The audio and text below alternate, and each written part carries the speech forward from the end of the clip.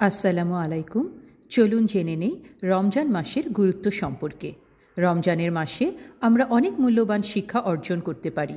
এটি শুধুমাত্র উপবাসের মাস নয়, বরং আত্মশুদ্ধি, ধৈর্য, সহানুভূতি এবং তাকওয়া অর্জনের একটি সুযোগ।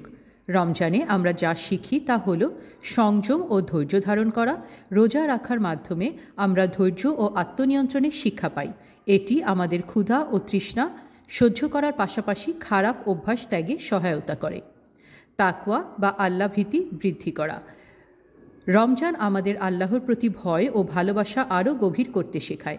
আমরা বেশি বেশি ইবাদত করি, পাপ থেকে দূরে থাকার চেষ্টা করি। সহানুভূতি ও দানশীলতা।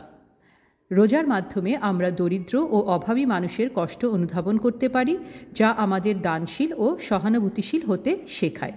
নিয়মিত ইবাদত ও আত্মশুদ্ধি।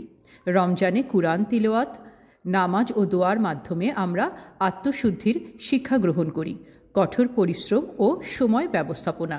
রোজা রেখে আমরা শিখি কিভাবে সঠিক সময়ে খাওয়া, ইবাদত ও কাজের মধ্যে ভারসাম্য বজায় রাখতে হয়। সবর ও শুকর। রমজানে আমরা ধৈর্য ধরতে এবং আল্লাহর দেওয়া সব নিয়ামতের জন্য কৃতজ্ঞ হতে শিখি। সুতরাং রমজান মাস শুধু রোজা রাখার মাস নয়, এটি আমাদের জীবনে একটি গুরুত্বপূর্ণ প্রশিক্ষণের সময়, যা সারা বছর আমাদের ভালো মানুষ হতে সাহায্য করে। সুবহানাল্লাহ।